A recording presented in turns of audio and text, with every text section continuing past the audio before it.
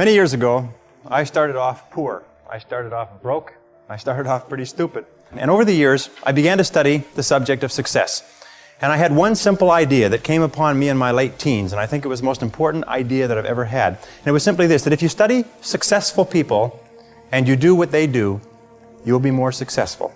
And if you study unsuccessful people and you avoid doing what they do, then you will not be a failure. There's nothing in the world that can stop you from being an outstanding success. So let's talk about these principles. The first principle is clarity. So it means clarity of thinking. It means thinking clearly, and it extends from thinking clearly to a series of other things.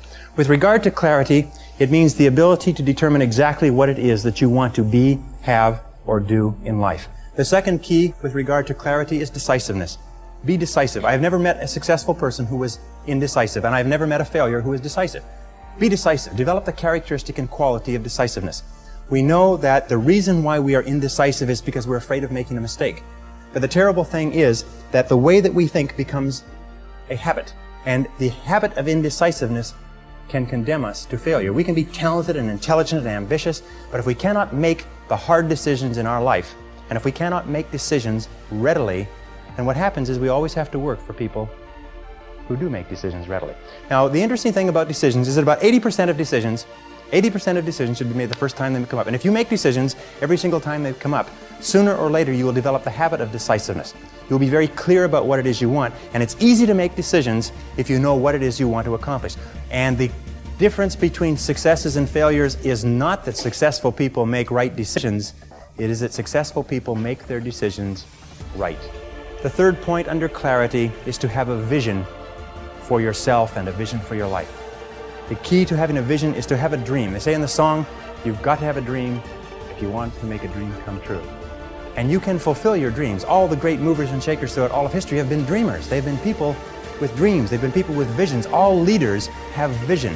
In the book of Solomon it says, where there is no vision, the people perish. And the metaphysical meaning of that is that where people lack vision, they perish inside because they lose the excitement and the thrill of life.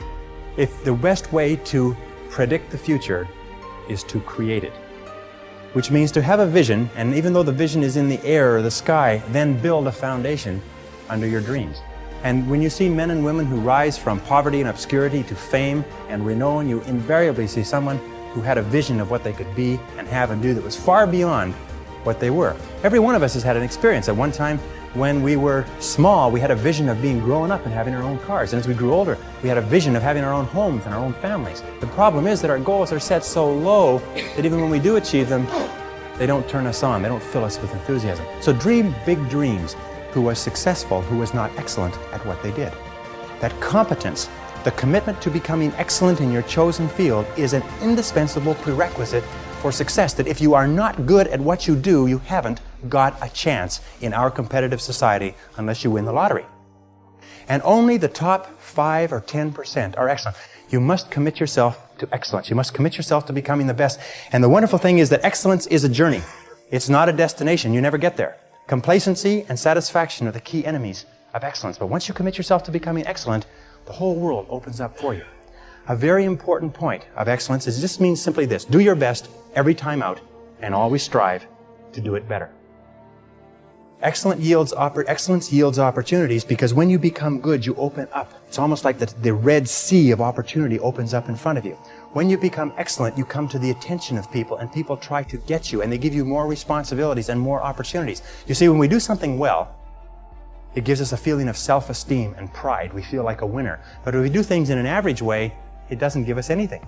That's why the companies that have committed to excellence are not hundreds of % better in any given area. What they are is they are 1 or 2% better in 100 different areas. That's the key.